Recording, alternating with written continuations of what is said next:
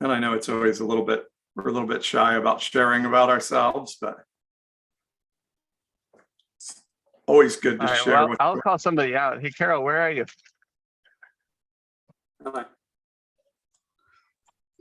Oh, not me, Carol. Okay. We are in Shaver. So we put our trailer up here. It's in the mountains of California. And awesome. yeah, it's been rough, Is this for the camp you do every summer, or is this just a vacation? Yeah, and it's working out perfectly because we have our trailer here for 3 months, and then on the weekends I work with Adaptive. So yeah, nice. It's been really, really nice. Tough life. Have fun. Yeah, thanks. But the wildfires are coming close. Let's keep our prayers up for God's mercy on the land, because we have ash falling over here. We don't have any effects of it, but you definitely know it's in the air. Yeah. So. Yeah. Like being in California. Yeah. I wonder if where God's mercy and human stupidity intersect. Right. And I think sometimes God would say, I got nothing to do with that, guys. That's all you. Figure that out. Exactly. Yeah. It's under investigation. They don't know. So. Yeah, I'm really tired of these wildfires that we have every year. And some of it, I think, is how we control things. And some is a lot of us are living in places we probably shouldn't be living. We probably are building developments where nature never intended for development to be built. That's a very good point. And we just say, well, we're human, we get to do it, it doesn't matter. And then we pay the price. And remember, we are streaming on YouTube and TikTok, so just remember that as you share. But anything you put in the chat will be kept private, so you can share in the Zoom room for everyone to see, but we won't put that out on the stream. I'm interested. I did something on purpose there in the music time for those of you who may have been here then. I played a worship song from Morning Star. I played a worship song from Bethel, and I played 2 songs or 3 songs, I can't remember, from King, the kind of Zero's famous pop band.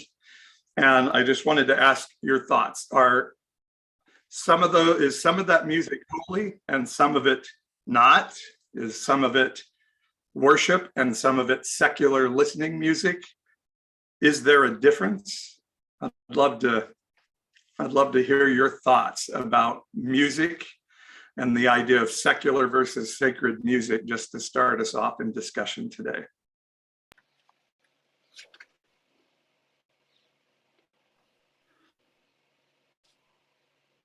So you can raise your hand in the Zoom room or just jump in and start talking.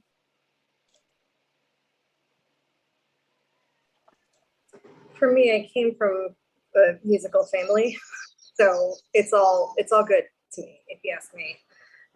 There's stuff that would be considered secular that I think is just as honoring to God and just as pleasing to God as some of the, and maybe even more so than some of the stuff that's out in like Christian spaces.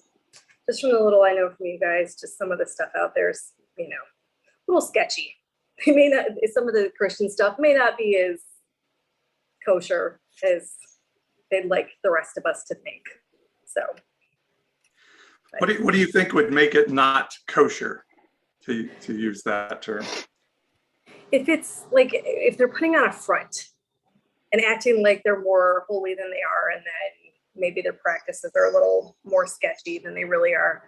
I randomly heard something about Bethel, this whole grave soaking or grave cloaking thing, and I'm like, okay, that's weird. I don't know where you found that in the Bible, but okay. So yeah, I guess for me, like when I think it's maybe not as kosher, it's like when they're putting on the air that they're being more holy, or that they are more holy than they really are, I don't think that's honoring to God either. So yeah. It's interesting how much play the grave sucking thing gets, isn't it? I would say probably where Bethel would say they get that is, the story of the guy's dead body who's thrown into the cave, lands on, I think it's Elisha's bones, and he comes back to life. So I think that, probably some would make an argument that there may be something there. I don't know. And Elisha wanting Elijah, a double portion of Elijah's blessing. So I think that's probably some of where people bring it from. I mean, I was around Bethel a lot, and grave sucking was never a big thing that they talked a lot about, but it certainly has got people's attention. So I'd love to hear more, guys. What music do you feel is worshipful and worship, and some is not? What makes the difference for you? I would love to hear your thoughts.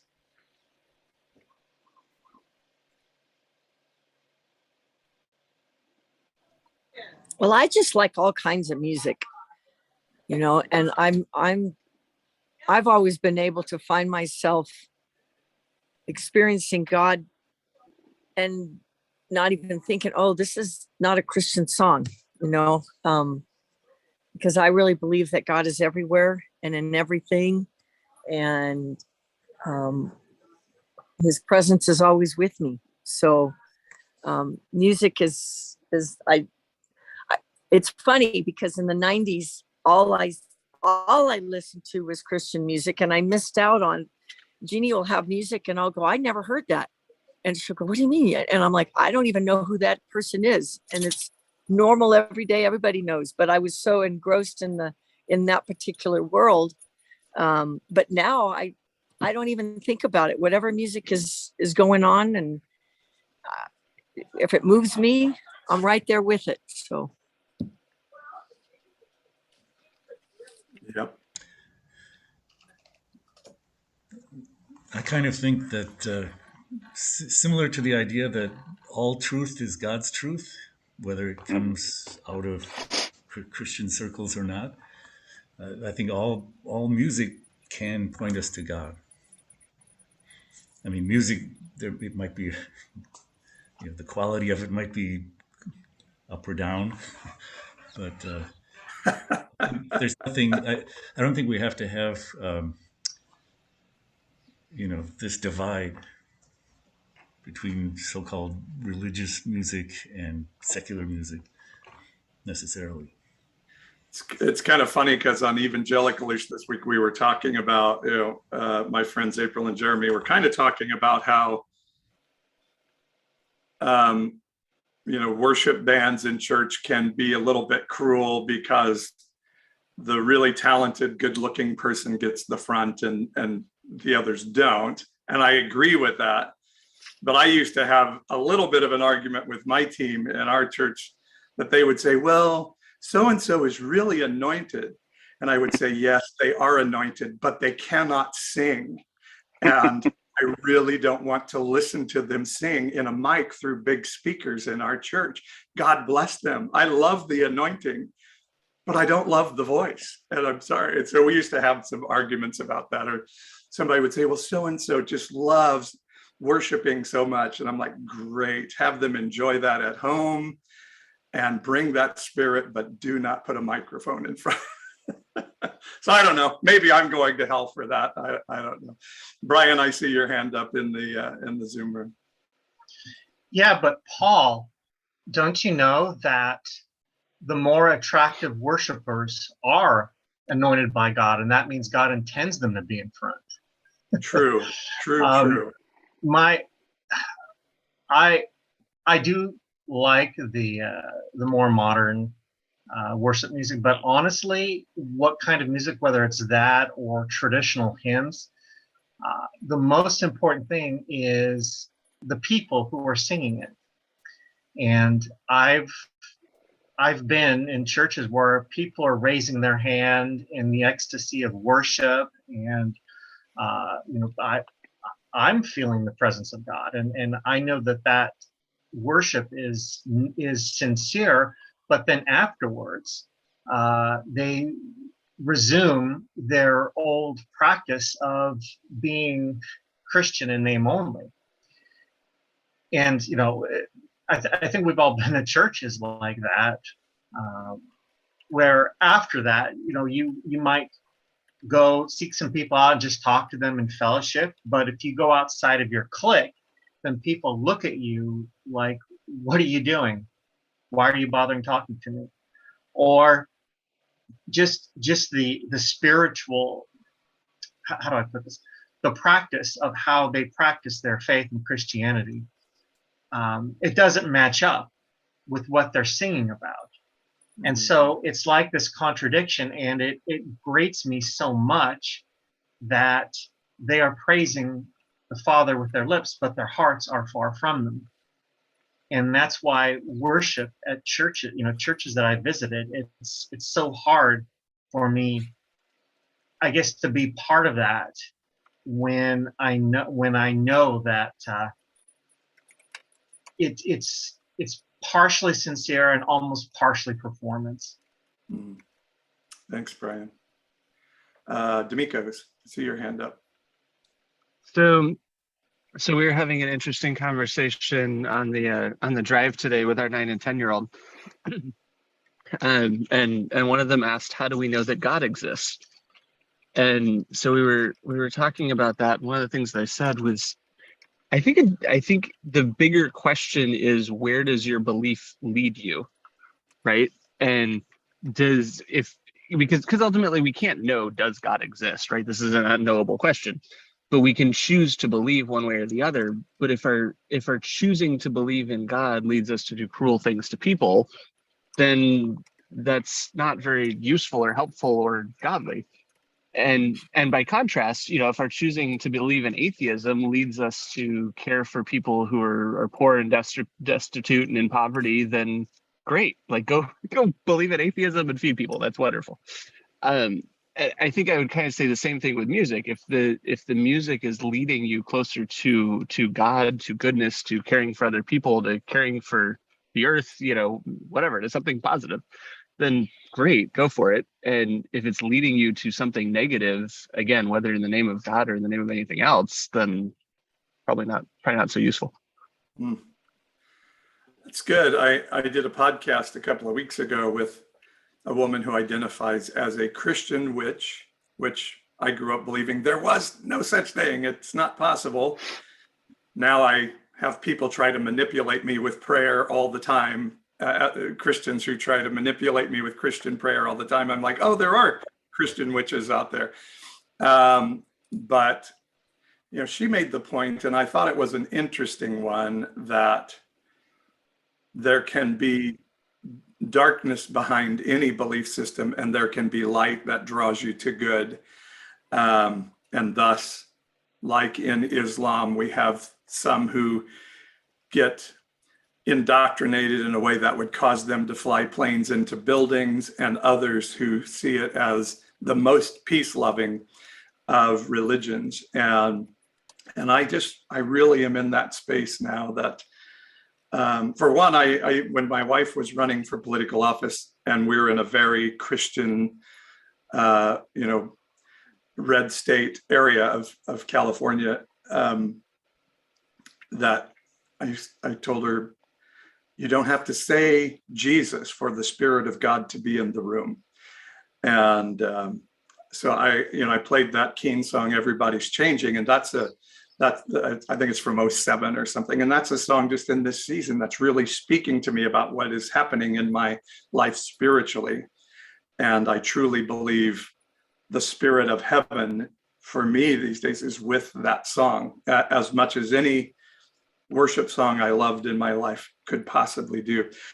And I would say probably the best worship service I was ever in was in 1982. A friend took me to a U2 concert. I'd never heard of U2 before. I had no idea that Bono was a Christian, but I knew there was something amazing about what they were doing on stage and what was coming out of the sound they were creating and the word picture they were painting. And I just believe art takes us spiritually outside of ourselves, and music is art, and it can take us good places and not so good places sometimes, but it's to challenge us. And so for me, a song doesn't have to have the word Jesus in it for it to be a wonderful song to connect me spiritually to heaven. Wendell, I see your hand up there. Yeah, so, haven't we been monetized or weaponized with these adjectives? It's certainly in other industries it's done, right? But as part and parcel of nationalism in the 70s, when Christian music really got started, when it's, started to industrialize, this is where we are today. So, using whatever it is, fake news, fake music, Christian this or that as an adjective, I don't think is useful.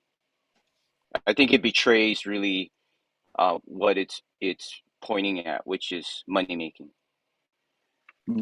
Interesting. What does it say behind you, Wendell? It says summer backwards. Love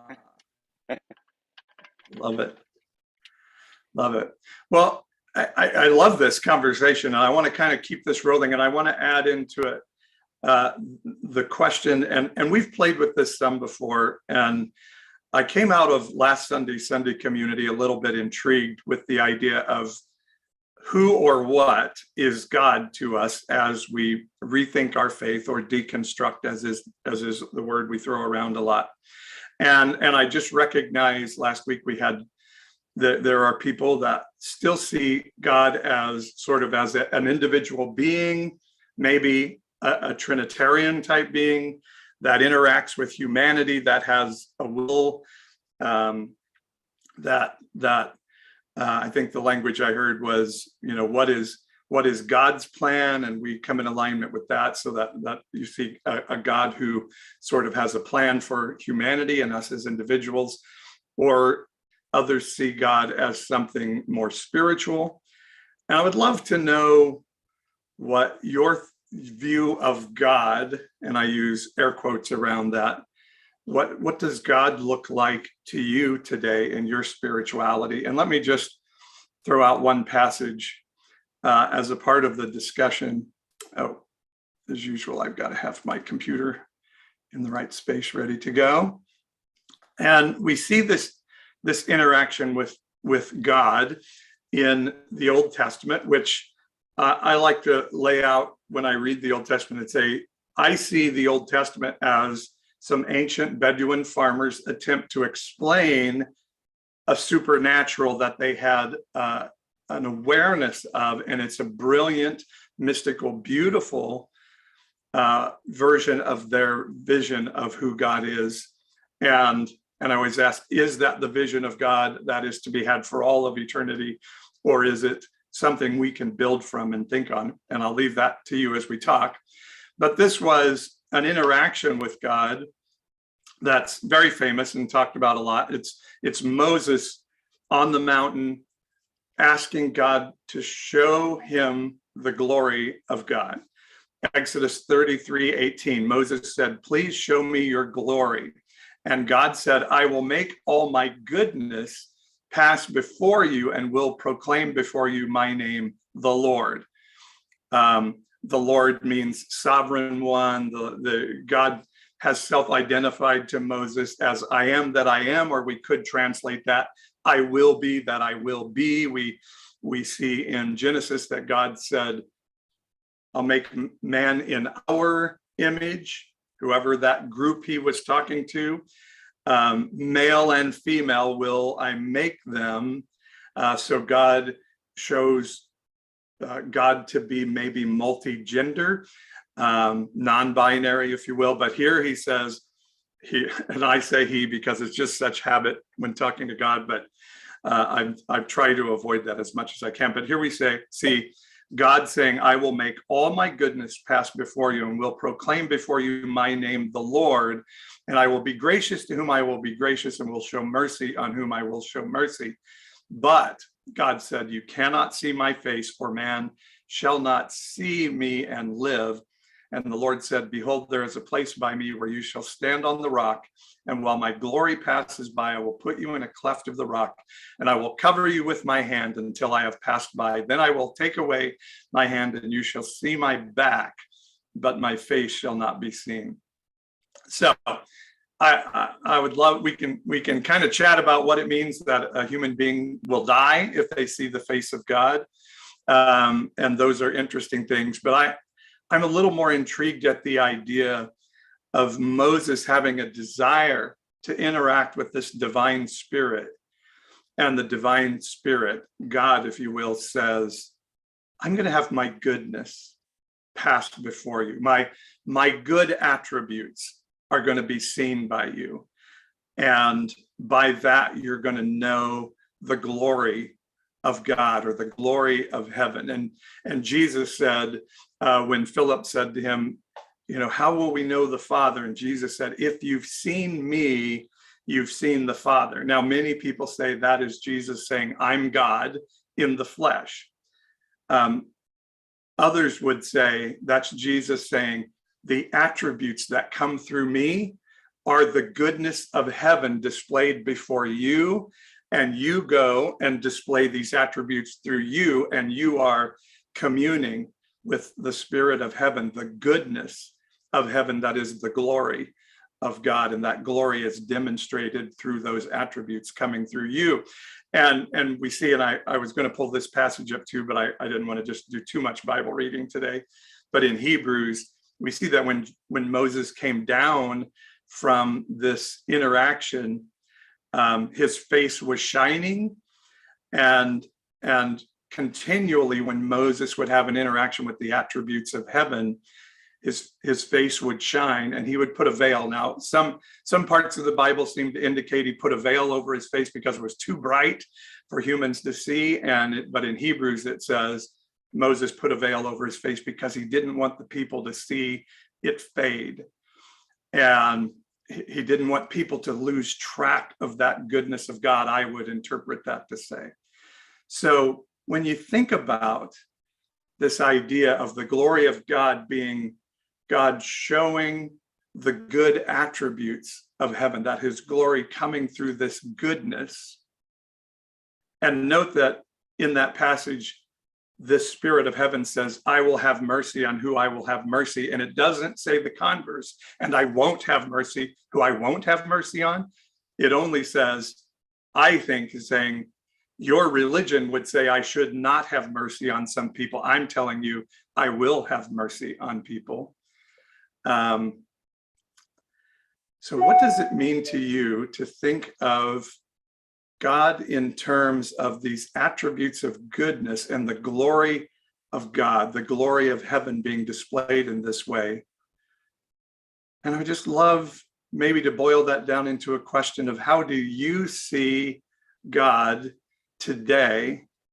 And in that, how do you define a spiritual interaction between you as a human being, you as a human soul, and heaven? I would just love to hear how your spirituality maybe is the same. Do you see God as somebody you pray to and God fixes things for you?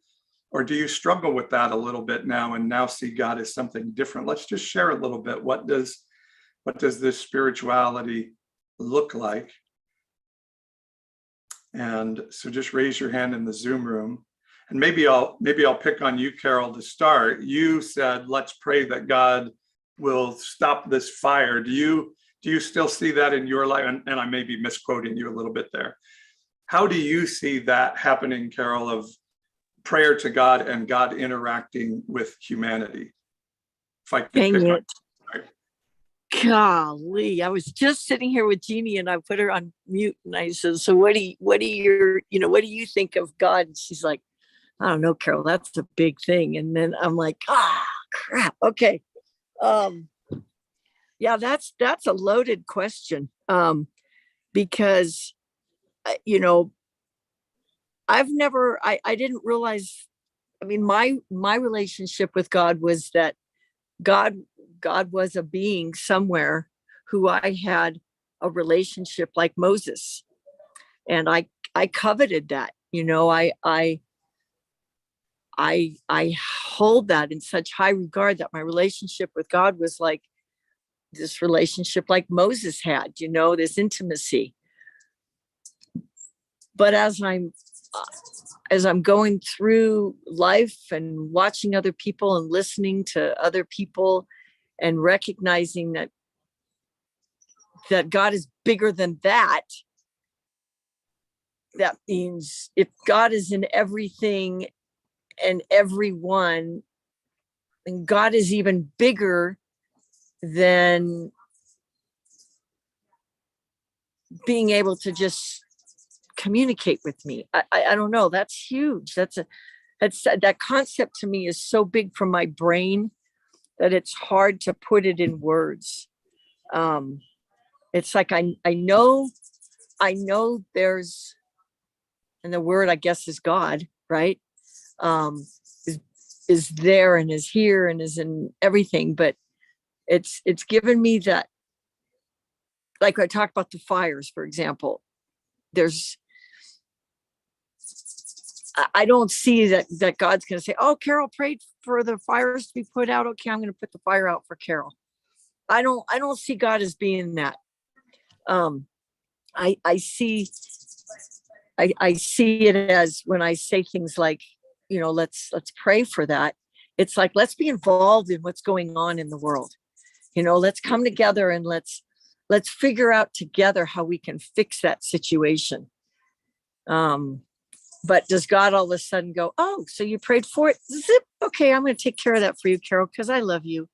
I'm not sure that it's that simple. Well, it can't be that simple, right? It's just, because that it's like, what are all the terrible things that happen to people? Right. What about all the terrible things? Jeannie's saying, what about all the terrible things that are happening? So that means if I pray for somebody to not get COVID, like my dad has COVID right now, well, maybe it's because I didn't pray that he should have not gotten COVID and now he got it. Is my fault? I mean, it's just a ridiculous, immature type of thinking.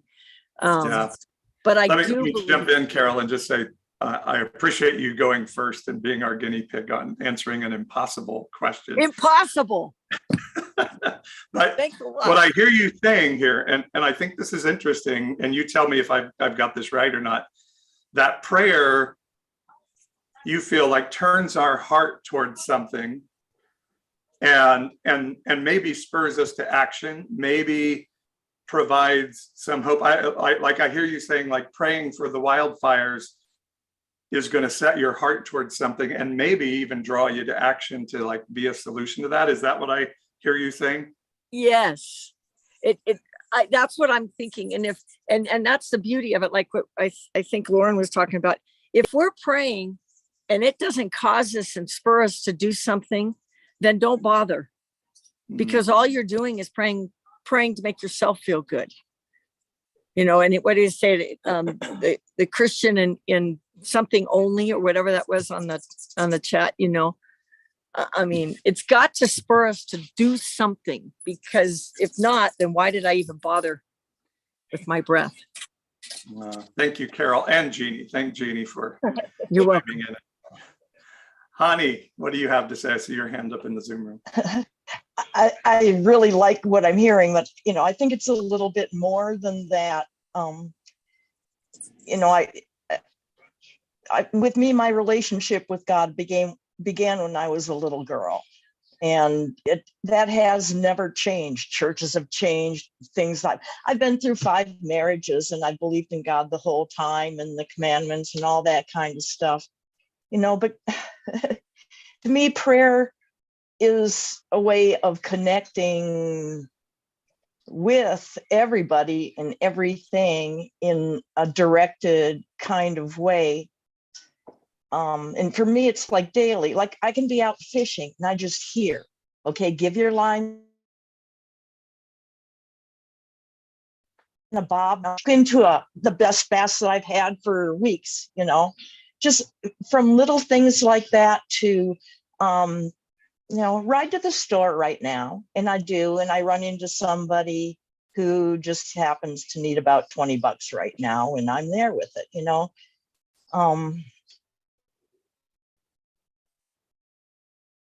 Uh-oh. That I have, I've seen it within church walls, not much within church leadership. But the most that I've actually seen or heard is relationship with your channel and places online. It's just for the first times I'm hearing people that see and feel and hear the same kinds of things that I do.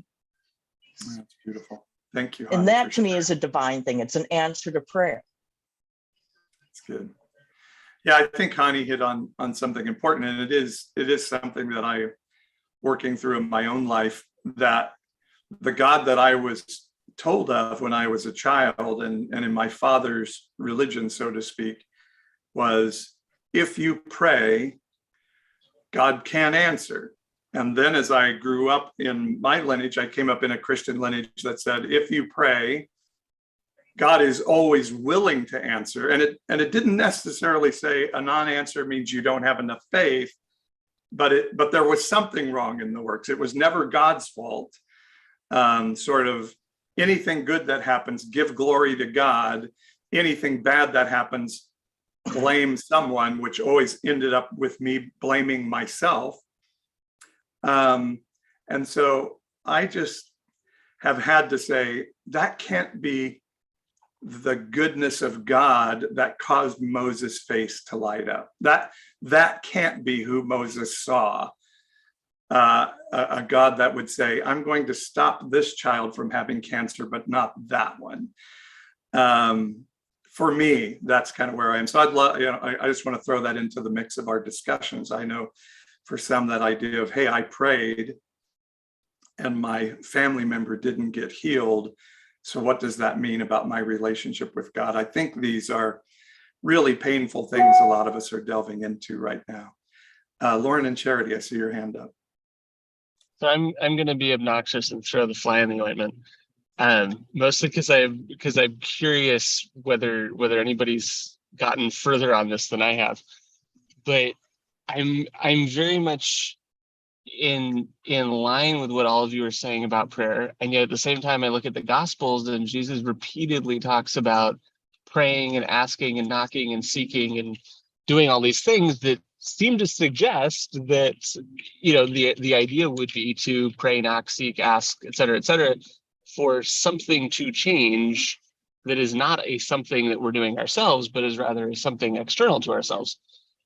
And that's the rub I always come back to with these, is I'm like, yeah, I can totally get behind the pray is for us to change ourselves, and yet Jesus seems to be referencing something different. So I don't have any good answers. I'm not even saying anybody's wrong. I just would love to know if anybody's gotten past that in the thought process.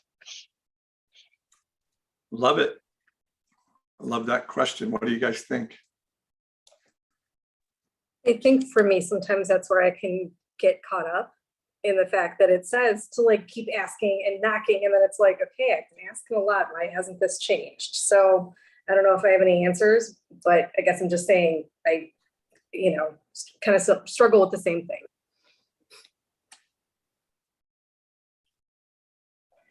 Yeah. That's a real struggle, isn't it? Who else has thoughts? I'm gonna just jump in. I don't know that I have an answer, Lauren, either. But the more I ponder and quit dropping I don't know what word I want to put on it, transactional relationship that we tend to define in Christianity, of you do this for me and I do this, and then you do that, and is that the whole point is relationship. That is it, period. That's all it is.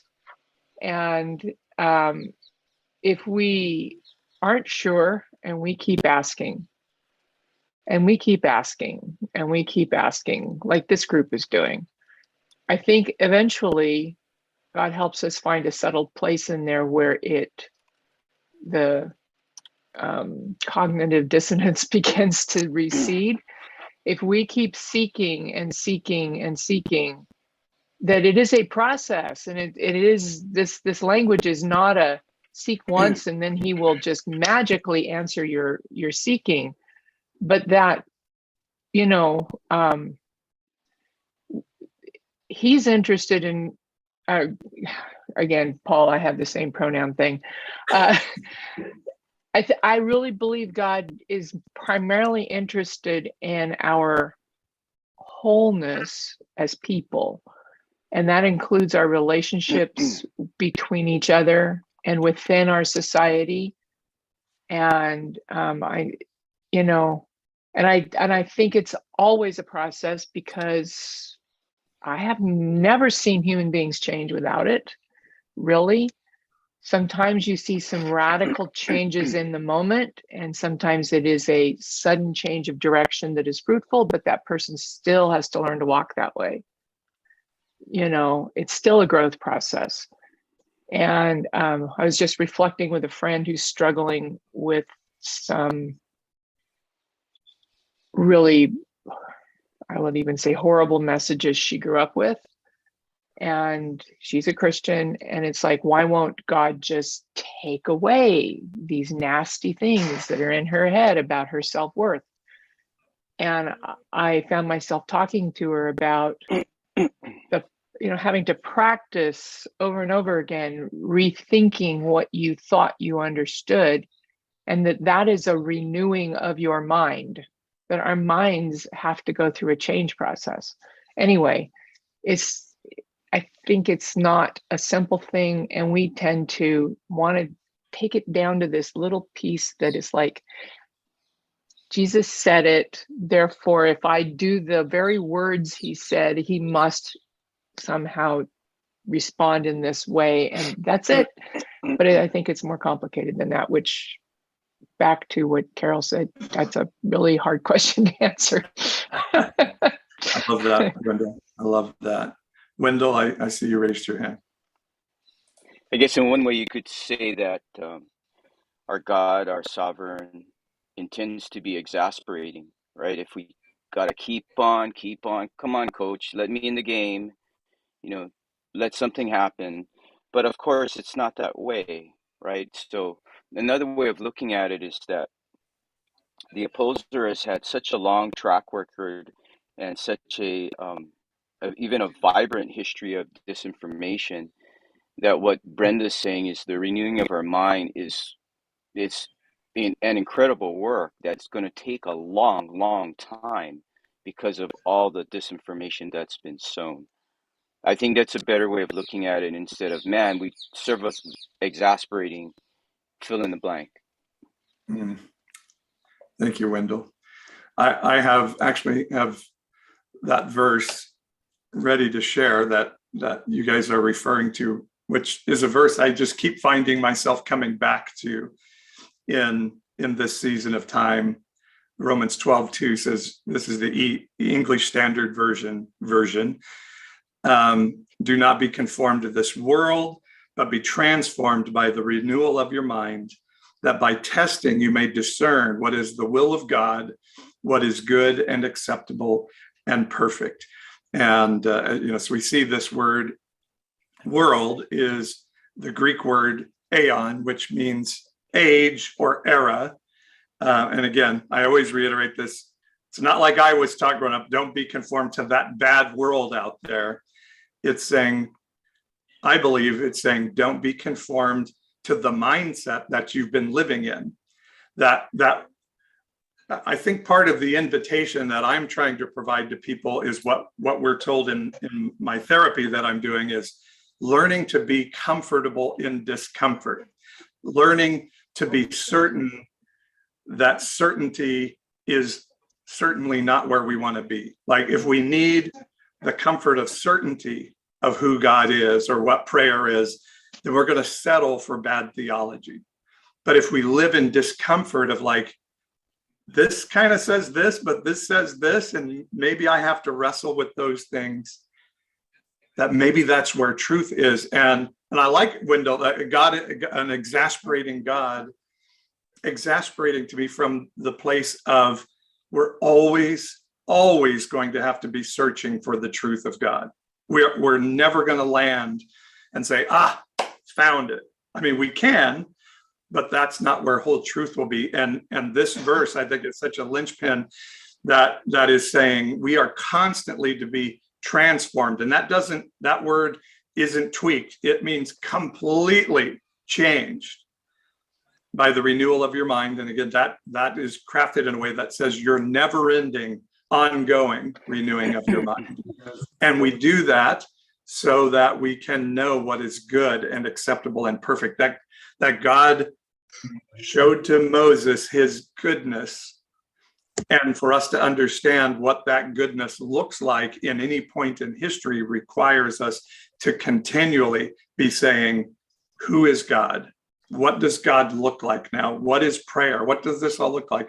And wrestling with it, as Brenda said, out of relationship with heaven, with the divine, with whatever is the container of all of this, and with each other. That's how we kind of find a space to land until another transformation comes along. And it really goes back to, in my mind, Jesus saying, hey, don't try to put wine in an old wineskin. You can't take something you learned way back when and say that's absolutely the truth forevermore, but always we are to be wrestling with these things out of relationship with heaven and with each other. Carol Landreth Hannah, I see your hand up. Yeah, that kind of, to me, brings it sort of back around to Moses wanting to see God and God saying, you can't really handle this, but I'm going to give myself to you in a way that you can. Because I really believe that when we approach God, that they, whatever, show themselves to us. But it's not a lot of times in the way we were expecting. Wow, that's super fascinating. I don't know that I had looked at that verse quite that way. I'm going to have to ponder that a little bit. That God, this is the accusation I get a lot. Oh, you're just making God be what you want God to look like. And maybe the answer to that is, God will be presented. This goodness of heaven will present in a way we can apprehend in a season.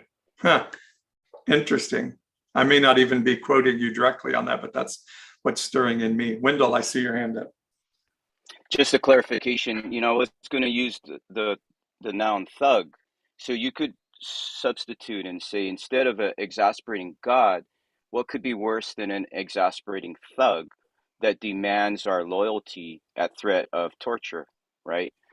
And then on the Moses story, don't forget Exodus 33:11, because there the Lord spoke to Moses face to face as a man speaks to his friend. Yeah, that's pretty wild. Yeah, and I think that whole Moses-God relationship in the writing, and I know some people are now sort of on this Moses never existed, and I'm totally cool with that. I don't even need to know. I just know it's a really incredible story, that there is a mystery of that relationship, right? That God spoke with Moses face to face, and yet at this point of saying, of my glory, I'm going to show you my goodness. I'm going to show you these attributes of goodness. And all of that. I love the whole relationship that Moses talked God out of a plan, that Moses was able to say, no, don't do that. And the Bible says God changed his mind, and that Moses then ended up not going into the fulfillment of the promise, but in Hebrews, we're told Moses is a part of a great cloud of witnesses to the faithfulness of heaven to us. So even in that relationship, we see this mystery that I hope the comfort that we can gain out of this today is the simple answers that we were given in the church of our fathers aren't in the Bible. The Bible does not give place for simple answers of who God is, but really only provides a pathway of mystery in which we're told in Proverbs it's the pleasure of God to hide a matter and the pleasure of kings to search it out. That we are to consistently, I think, be searching, what is this mystery of something our spirit tells us is out there? And a group of Bedouin traveling farmers in ancient earth said, oh, it's Adonai. That's what that thing is out there. And others have translated it as something else. And we get the pleasure of saying, what does it look like today? Love that. Thank you for all that input. You guys have got my head spinning today. But let's go into our communion time together before we enter into our community time. And actually, communion is community time. So communion is a term that comes out of the idea of communing with the flesh and blood of Jesus, that Jesus said inheriting the kingdom required eating his flesh and drinking his blood. Not a call to cannibalism, but a call to interaction at a super divine level. And so as we go into communion with that interaction with the divine, I just want you to imagine, you can even close your eyes if you like and say, what does that spirit of the goodness of heaven look like to me in this moment?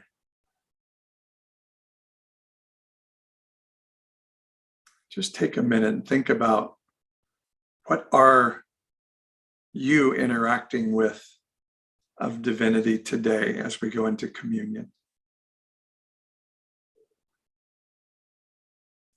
What does that spirit look like, feel like, smell like for you?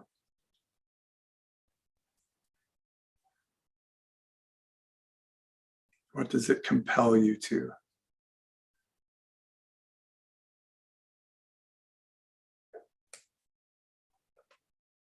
What love do you sense? Maybe it's a love that supersedes the human love you've known, because it's pure love.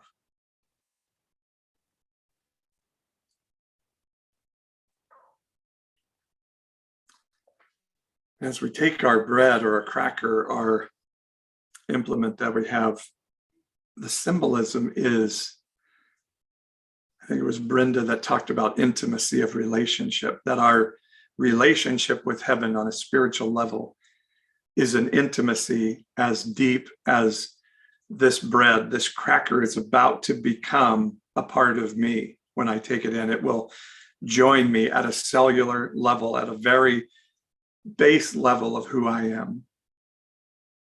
That I'm not interacting with the divine in a way that's out there, but that is in here, deeply intertwined with who I am. So I just bless this implement of communion between each of us and the divine goodness of heaven. And I bless the union of us doing so together. Let's eat our bread together.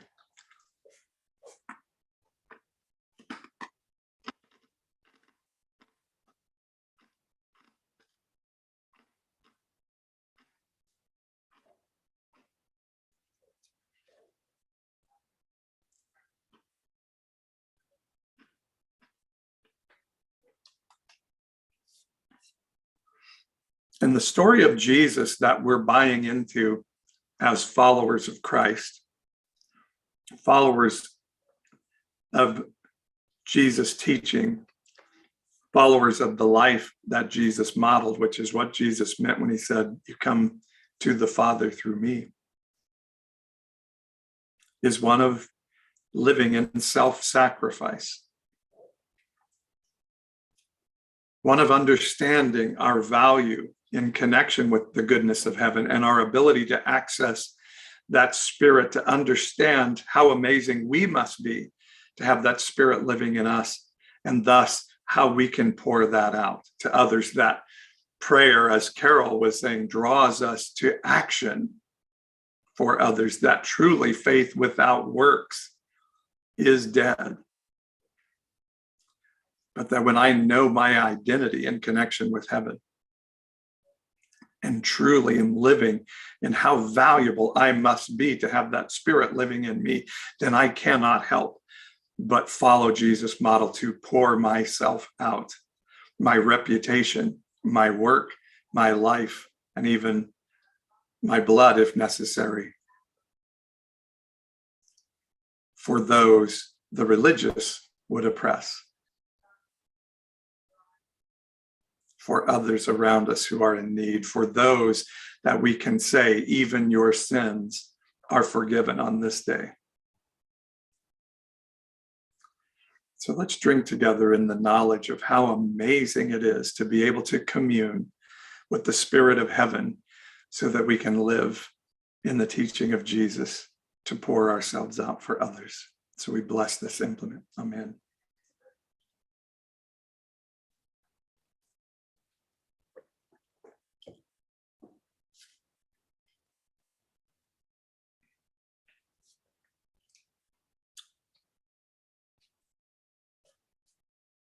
Anybody want to share anything in this moment?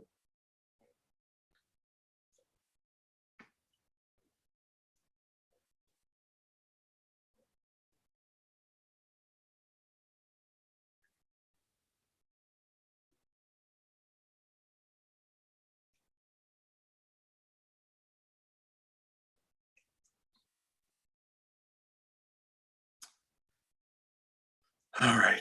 It's beautiful. I just have one thought. I know when I'm, growing up in the church, the thing that the Lord's Supper or communion I felt was really a time of confession so you could be right with God. Don't take this in an unworthy manner. Well, you better make sure you're worthy. And I think I like the reframing because it fits better with Jesus' teachings, that it's about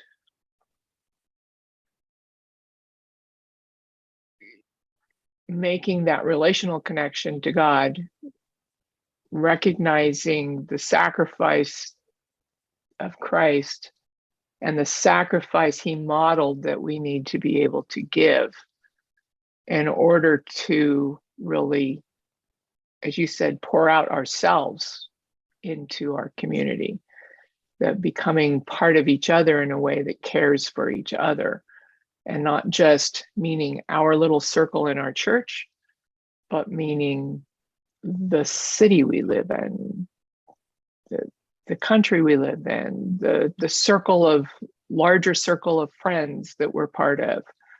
And it's not just pouring out into the church community, because I don't think God ever meant that.